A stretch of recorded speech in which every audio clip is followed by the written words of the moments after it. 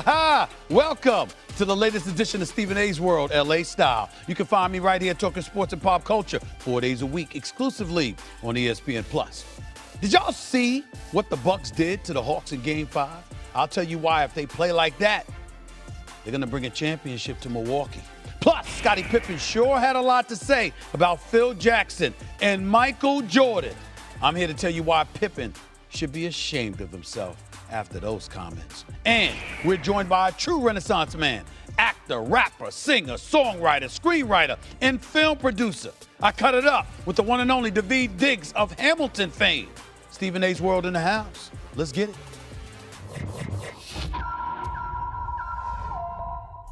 No Trae Young for the Hawks, no Giannis for the Bucks. It's East Coast finals. There's no excuses. It doesn't matter whoever's playing, who's not playing. You got to fight through and win.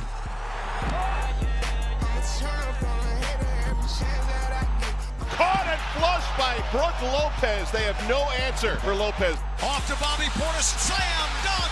Portis has come up big. The fans love him here. Middleton spins, gets deep. What a move. I thought we just did a great job of playing together. And when everyone's scoring, everyone's doing their thing, that's tough for the defense. If the Milwaukee Bucks, who showed up last night, show up for the rest of this postseason, that is your champion. Not just Eastern Conference Finals champion. I'm talking about champions of the whole damn thing. They're winning the chip, y'all. You heard me. The Bucks team we saw last night, even if it only has the Greek Freak playing at 60 or 70% in the NBA Finals, that team can knock off the Phoenix Suns in the NBA Finals. Milwaukee dominated Game 5 from the tip, imposed their will. The Bucks put up 44 points in the first half last night, just in the paint alone. 65 points in the first half total, but 44 in the paint alone. Brook Lopez stepped up big time. Season high 33.7 rebounds, 4 blocks. Milwaukee got a huge game from Drew Holiday, too, running the show with 25 points, 13 assists. Holiday, Lopez, Chris Middleton, and Bobby Portis gave the Bucks 4 starters who put up at least 22 points last night. That's right, Bobby Portis. Here's the thing with Giannis being out. It forces other players like Bobby Portis, like Brook Lopez, to actually step up, to contribute, to take more ownership of a championship push. And then you add the Greek Freak back into that mix, even a diminished Giannis, that Bucks team is a problem. I know all the talk about this year's NBA champion being diminished and asterisk because of all the injuries to star players. But the Bucks team we saw last night, that team has the ingredients to beat anybody. Now they just have to do it.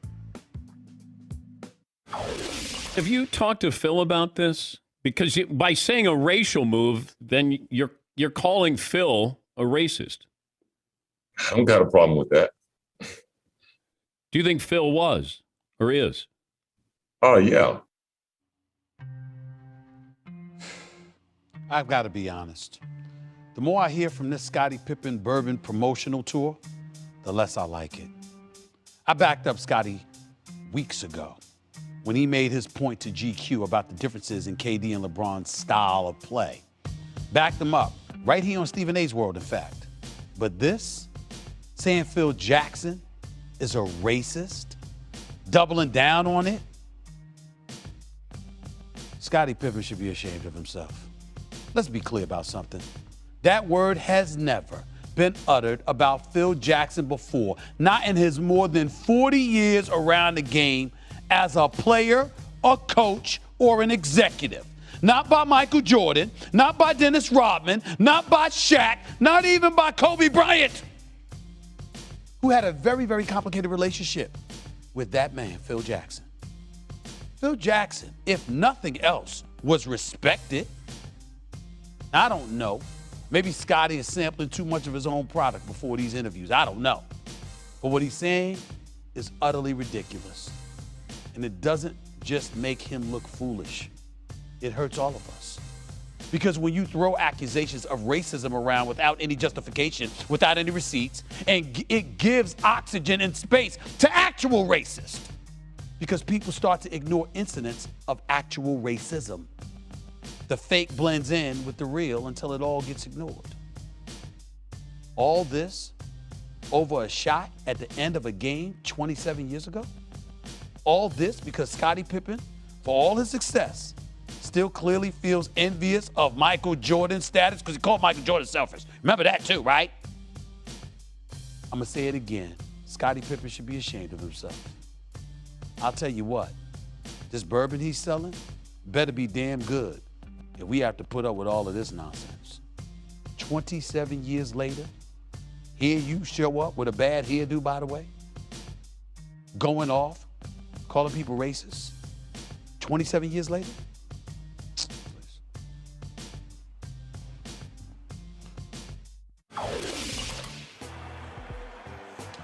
Yesterday, July 1st, NCAA athletes were allowed to begin capitalizing on their names, images, and likenesses, opening up an approved income stream to college athletes for the very first time.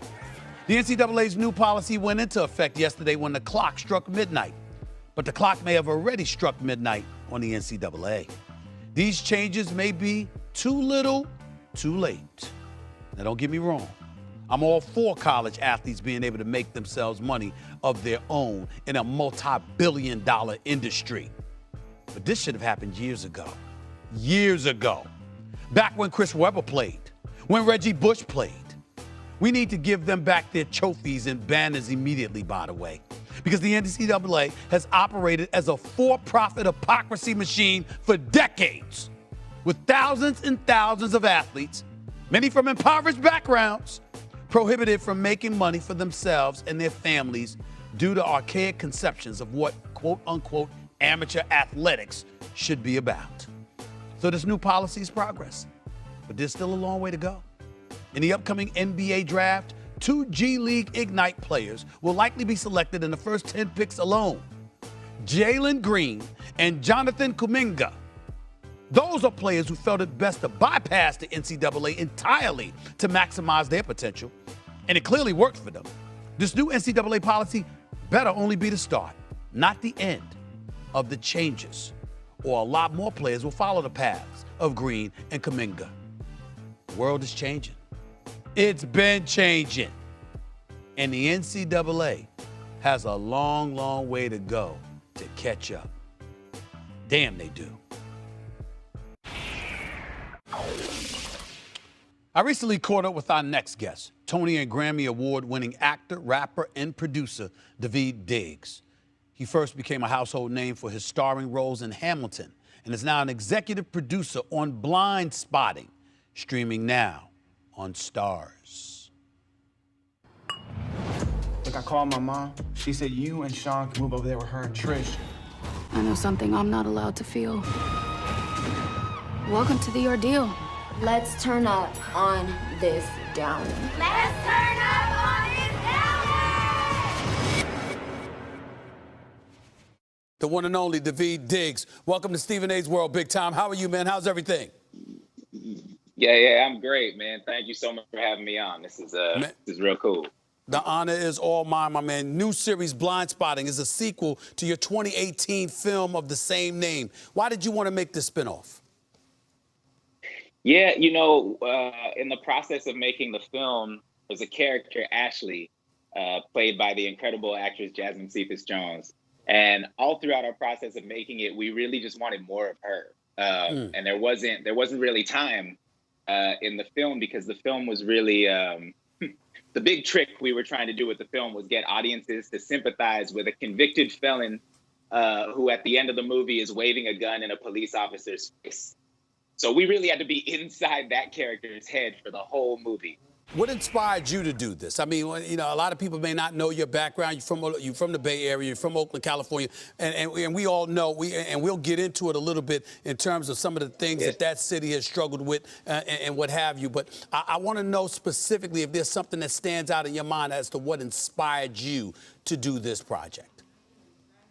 Yeah, well, I think myself and my co-creator Rafael Casal are just we are interested in telling stories about the Bay because it is a place that influences everything about the way I make art. And I like showing it off when I'm given the opportunity. And so I like to tell stories that hinge on the sort of unique beautiful, astute, interesting culture that exists there. Because I don't think there's anywhere else like it. And so anytime I'm given the opportunity, I try to shine a spotlight on my hometown.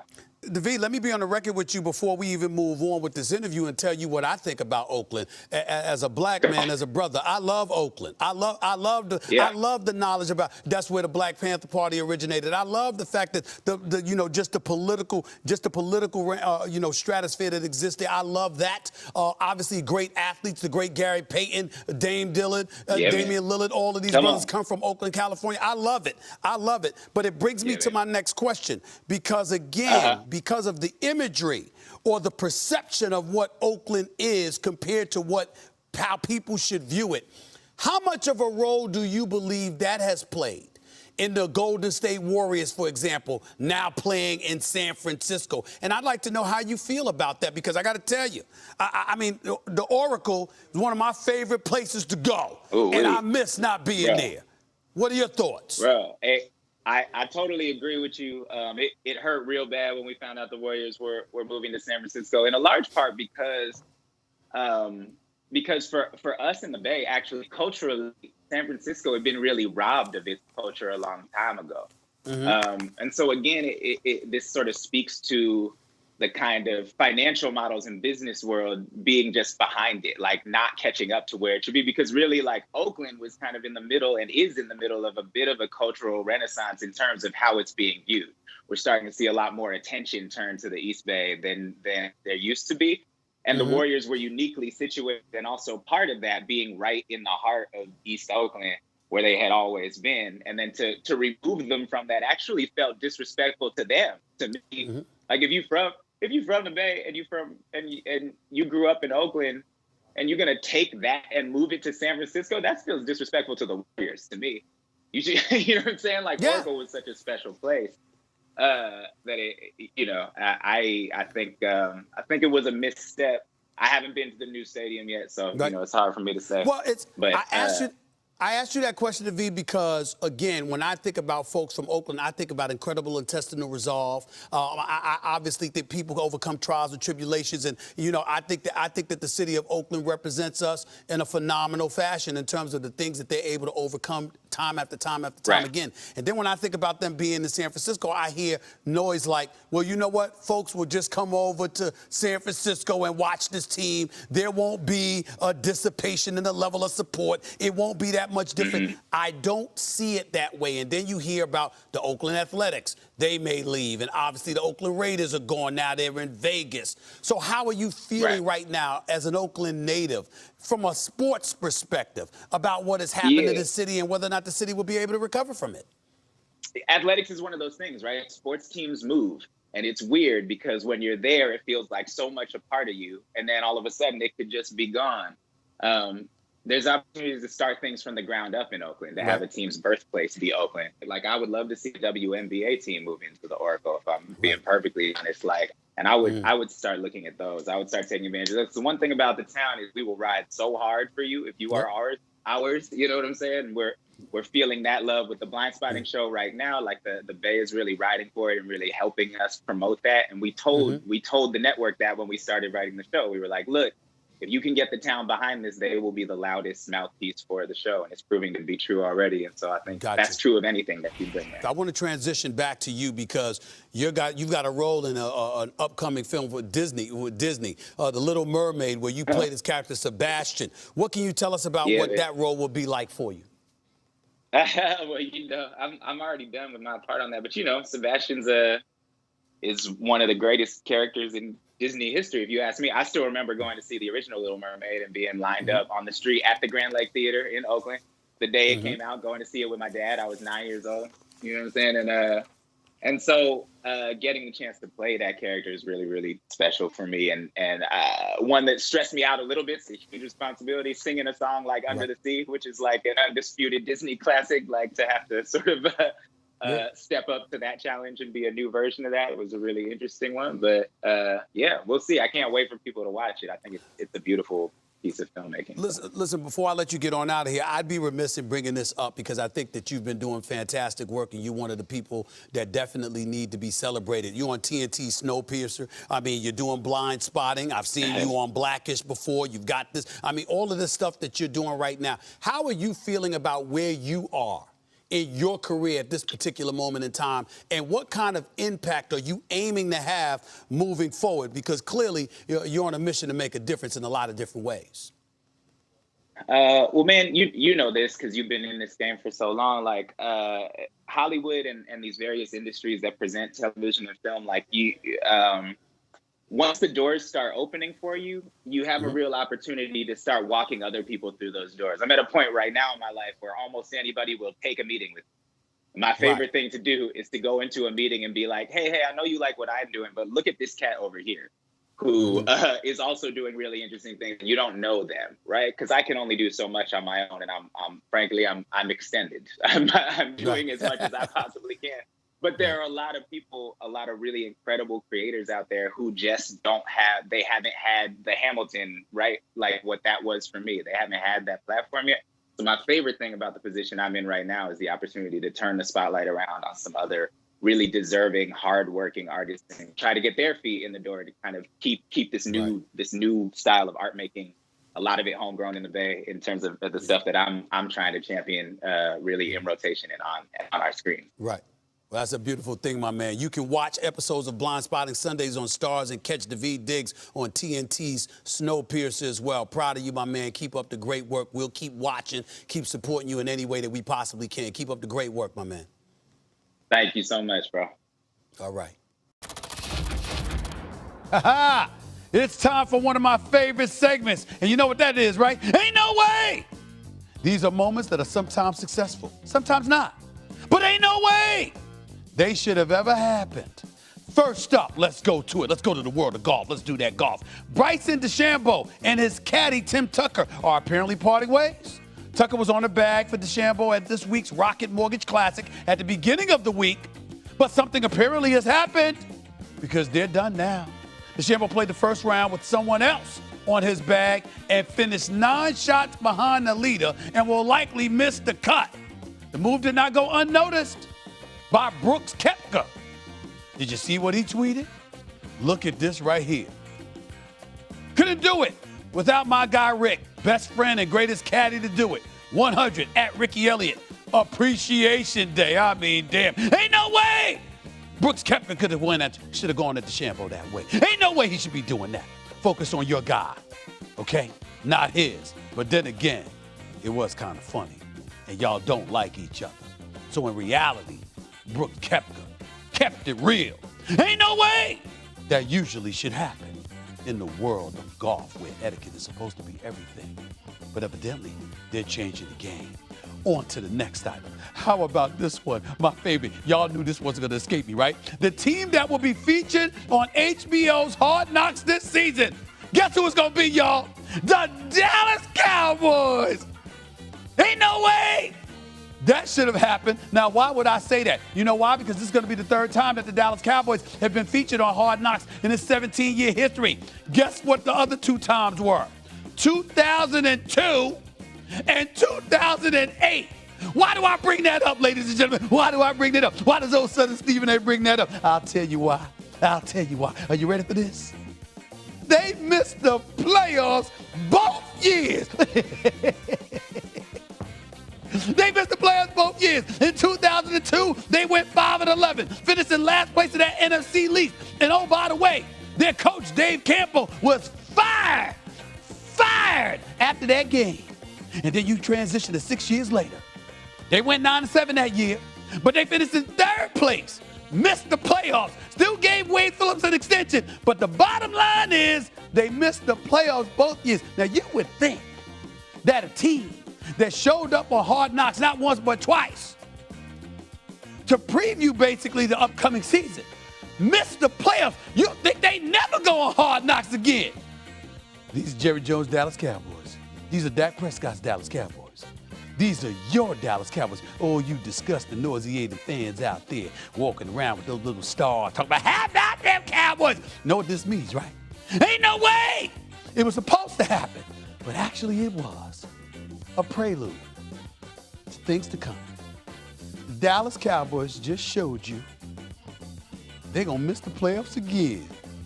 Ain't no way that's supposed to happen after you give Dak Prescott all that money. And personally, I don't believe it. I had you winning the NFC least. But then you go ahead and you do this. The Dallas Cowboys. You know what my new nickname for them is? Christmas. The gift that keeps on giving.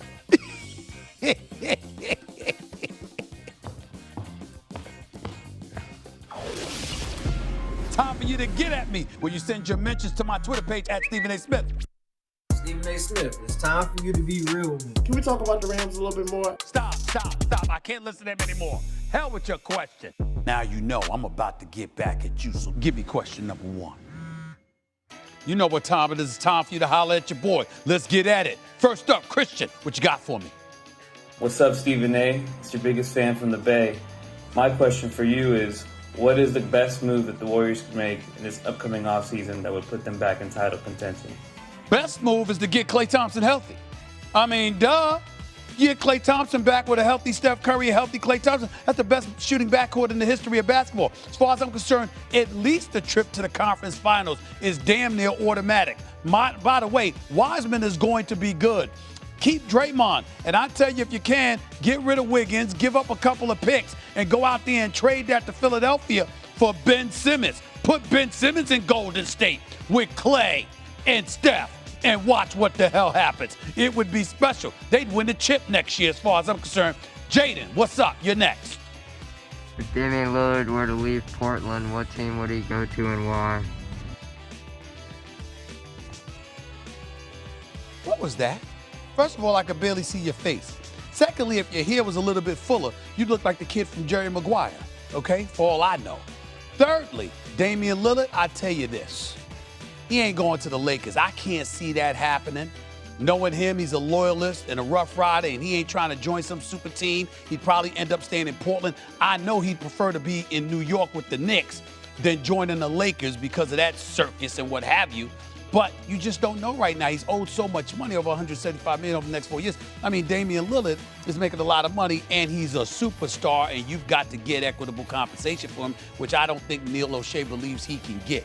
So it's hard to see. But I will tell you this, he didn't sign off on Chauncey Billups necessarily. He wasn't opposed to it. He preferred Mike D'Antoni because Mike D'Antoni was using Steve Nash as an MVP and James Harden as an MVP under his stewardship to say to Damian Lillard, I'm the right guy for the Portland job. Chauncey Billups has no experience. I don't think Damian Lillard has anything against him, but he doesn't have any experience. So the unknown has him a bit, shaky on it. But in the end, bottom line is Chauncey Billups is now your coach. I believe in Chauncey, and I think Damian Lillard might end up giving him a chance of just choosing to stay in Portland. All right, Devontae, you got next. What's up? Hey, Stephen A., I got a question for you. If one of these remaining teams in the NBA playoffs with only one superstar win, does that mean their championship is better or worse or more important or less important than, let's say, LeBron's when he won with AD or with Dwayne Wade?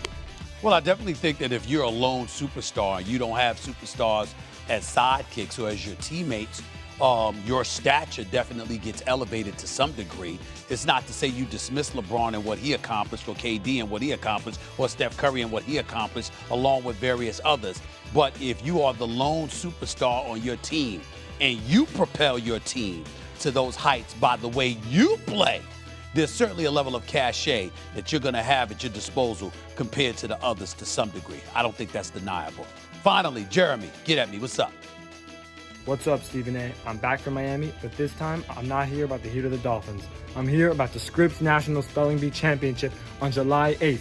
Stephen A, you're known for using big words on SportsCenter, First Take, and Stephen A's World, but do you think you can spell those words like the people participating in the championship can? You think? I want to get at you about that, Stephen A. Hell no! I can't spell like those kids. Are you crazy? You ain't set me up with that. Hell to the no. I can't do it. See, you got to know your lane. You got to know your lane. Your problem is you don't know your lane. You talked all of this smack about your Miami teams, and then when they fell apart, there was an APB out for you in South Beach. For weeks, we couldn't find you. And then when you come back at me after weeks of disappearing and being in hiding because you were wrong about your Miami Heat, you're going to come at me with the spelling bee? First of all, I'm not as smart as those kids. Secondly, and more importantly, even if I was, I wouldn't do anything to sit up there and diminish them by beating them in the contest or anything not like that. Do you know why? Do you know why? Because Stevie A love the kids. Stevie A love the kids. He sure does.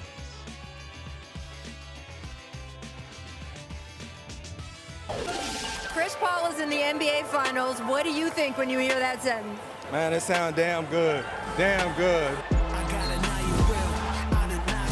I write something on my shoes every game that say, can't give up now. We do what we're supposed to do, I'll get the last laugh. A season ago, the Phoenix Suns sat at home during the playoffs. Today, they're sitting at home waiting to see who they'll play in the NBA Finals. Almost no one saw this transformation coming.